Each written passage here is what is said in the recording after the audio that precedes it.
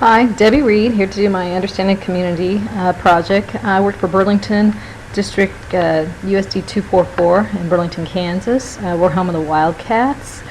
We have a K through 4 elementary school, 5 through 8 middle school, 9 through 12 high school. We are one of the smallest 4A schools in the state this year. We do have a mission statement, familiar to, probably a lot of the same wording as a lot of yours out there as well. Supportive community, I feel like we are in a very supportive community here, always backing those in the community. Like I said, we take care of our own. We've built a handicap accessible home for one of our former employees' daughters, and that home will be donated later when she's finished with it back to the communities for somebody else that has the same needs. I have a little girl with Kabuki syndrome. We do a lot for her to help raise funds, run walks, volunteer fire department, just a nice hometown community. I feel our people, most of their activities revolve around our school, our local recreation center, schools and sports. We've had several state championships, qualified for several state championships in all areas and realms. We put on some really wonderful community plays. We have an annual Christmas parade. We have band and choral concerts, all affiliated with the school. With our community recreation center activities, we have a pool, a workout facility, an aquatic center. We have an annual fall crafts show, a fall festival, a community garage sale every spring and fall, actually in August, and youth recreation programs, too numerous to name, and some nice day trips for our seniors. We have a very low ethnicity in Burlington. As far as religion, we're predominantly Methodist, Catholic, Lutheran, and Baptist, but there are numerous other smaller churches that are also in our community. The economy, we have a very hard-working community. Employment center around mainly the Wolf Creek Power Plant, Coffee County Hospital, our school districts, and city and county, as well as agriculture. Our politics, I would say we're predominantly conservative with a sprinkling of liberal views. I know we have very good turnouts for our general elections, and people in the community, regular average Joes running for those offices that are open. As far as social class, we're a middle class area. Our median income is about $50,106. We do have a growing lower socioeconomic group, and that is evident by our growing population in our schools. We have now 42.3% students that are on free and reduced. Knowledge effects of policy curriculum. Our school board does a lot of our policy. As far as curriculum, we're really working hard to implement the new core standards. We do not have a curriculum director, and we feel it's important with the new core to come back in and remap our whole curriculum. So we have an outside group, CLI, Curriculum Leadership Institute, coming in to help us write a new scope and sequence. As far as change handled, we have a very, let's say, senior staff, so sometimes difficult changes are very difficult for them. We try to remember that it is a process, and it's going to be a long process. Educational level, over 60% of our students go on to college. Some of the other 60% include do go to VOTEC programs as well. 19% of our county residents have a minimum of a bachelor's degree, and what I thought was really fascinating, that 70% of our district teachers have their master's degrees. The age levels in our school districts start with a pre-K program at 3 and go to 18. As far as years of experience for our teachers, our average years of experience are 20 years, so we do have well-experienced teachers. Student gender, we have about 52% male and 46% female. There's not really any conflict and diversity issues to speak of because of the low diversity here.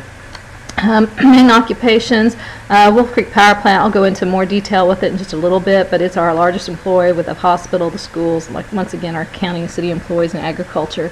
Burlington is the county seat of Coffee County. The population of Burlington is 2,674. The population is fairly stable with the transient employees due to the outages at the power plant. Every 18 months we have to do upkeep and repair on the plant. And so we do have new people, new students come in, but the population doesn't change dramatically, but we do have some changes during outage time. As far as race, I'm going to break that down according to our school population. We can see we're predominantly a white Caucasian with over 90%, Hispanic coming in second. less than 1% African American, and then a sprinkling of others. This is pretty much reflective of our whole city as well. So there's not really special tradition or creeds or any tension noted. As far as communication, we have a local newspaper, the Coffee County Republican. It's a bi-weekly paper. Other area papers that people subscribe to are the Emporia Gazette or Topeka Capital Journal, which are daily. We do have a local radio station that does carry some of our sporting events and gives local news. It is a lot of canned music, gotten from bigger stations. As far as television, we don't have our own TV station. We get most of our news out of Topeka and Kansas City. We do have a school station called BTV, Burlington TV, that the students put on, and it is quite informative as well. As far as foreign language impact, because low diversity really have little impact. We do have a few ESL students. Really right now, I don't think we're serving anybody that is needing a lot of extra services at all. Where do we get our news? Local newspaper, local radio, and a lot on the internet. Community groups, as far as varying policy developed at our local school board. I'd say curriculum's our biggest change going on right now. We're, like I said, working at the core curriculum, looking at remapping our scope and sequence to match the Common Core and look where there's holes and gaps with the Common Core. Textbooks, that's, we've gone from textbooks to resource committees or, resource funds. It's a new look, new feel. We do by grade, subject level. We have to teach some of our senior teachers that textbooks are a resource. They're not going to be your curriculum. That's really hard for some of them to accept. We need to look at examining our curriculum before we, get those textbooks and resources. Look at them closely. We do have a one-to-one laptop initiative that is really helping to grow some of our resource options through technology. As far as community groups, the most involved, there's more numerous groups than I have mentioned here, but these are probably the ones most involved with our school system with projects, or the Rotary Club, Lions Club, VFW, and the American Legion. As far as cooperation, from outside to protect exploitation of our pupils, we do have student advocates, especially for those in foster care. We work well with the Kansas Department of Children and Family. We do have a resource officer. He, just right before Christmas, was told that he would be just part-time now, so he's going to go back into working more in the field for the city. We don't have any problems with any organizations in our area. We are seeking a mill levy increase currently to fix our aquatic center pool because it's having some major leakage. So that's probably the biggest political issue we have going on right now. Property taxes are higher than the state average. Our current local sales tax is 6.3% with a 2% city tax, which I'll talk about later too. School leaders, superintendent, and 7 board members. I do put out, they are not very accessible at this time. We don't have phone numbers or emails to communicate. We have had a new school board change with electing 3 new school board members, and they have made themselves accessible, whereas the 4 from the prior board are really hard to communicate with. Our city mayor, G. Mary, you'll see him out working downtown, watering plants, running a weed eater. I feel like our council members work well with our community. They're elected by ward with 2 representing each ward. These are for 4-year terms. Our county leaders are awesome to work with as well. They're just people from the community, regular people that you work with every day. Very easy to communicate and available. Current leadership, we're hoping with the new school board change we'll have more input. Prior to this, solely they listened to the superintendent. What he said went. Whatever he said, they took as law. Not a good transparency going on at all. But it does seem to be moving in a better direction. I do feel like our community leaders do a lot better job, and they are there for the improvement of the people of the community. And we do place close attention to what goes on at Wolf Creek because it is such a large employer that we need to make sure everything's going well with them to keep our employment up. As far as community characteristics, our school members are learning to, I think, assess more information from the state level regarding education and relying on information solely from the superintendent. They're starting to find their own voice. They're starting to listen to public as well as teachers. Our city council leaders have always been very well informed, listening to state and federal levels, and they speak their minds freely and listen to the people very well. As far as population by occupation, I've highlighted 2 areas which correlate with the Wolf Creek Power Plant, which I'll talk more about their employment numbers in a bit, and service to the profession as far as our hospitals and school districts. They're our biggest proprietors. Wolf Creek, very, very important to us. They employ over 1,200 people, and that does go up, almost doubles during times of outages. We're very dependent as far as economically on our power plant, so things that go on there we pay close attention to, and I do have some information more about the plant there. Economic conditions, the mean income is about $50,106 per average on the county.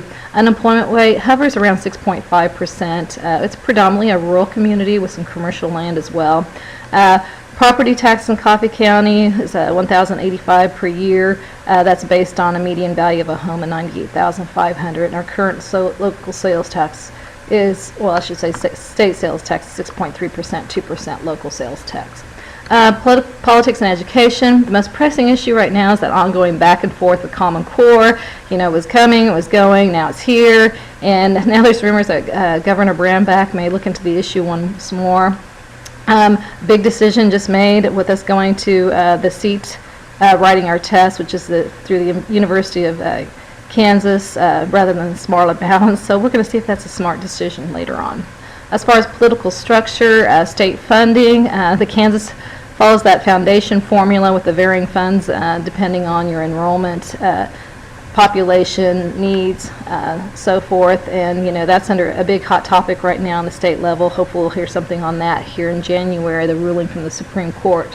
Our buildings are taken care of mainly from our capital outlay. We're fortunate to have that from the Wolf Creek Nuclear Power Plant.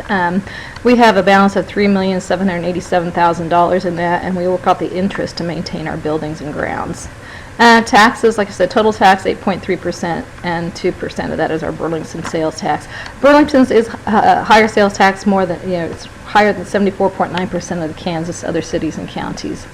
As far as state and national understandings, we're really, you know, education is overfunded, underfunded. I mean, we really think it's very underfunded. It's a debatable issue right now. Like I said, we're waiting for the Supreme Court issue to be handed down to Kansas to see what's going to happen more than rewrite the formula. I did add a recent article on that there if anyone cares to look at that closer. Due to low diversity, we have little social tension. We have increased our diversity over the last few years, but not by any substantial amount. We're very tolerant, I feel, though, of different cultural differences. I think the most diversity we have is with our special needs population. It's very high for such a small community. I'm proud to say our students work very, very well with those students, no matter what their disabilities are. The ICLC standards that I used were the Standard 3 with the management, organization, operation, and resources, and then Standard 4, the collaboration with community and mobilizing resources. And here are some of the resources I used to find my information. Thank you. No.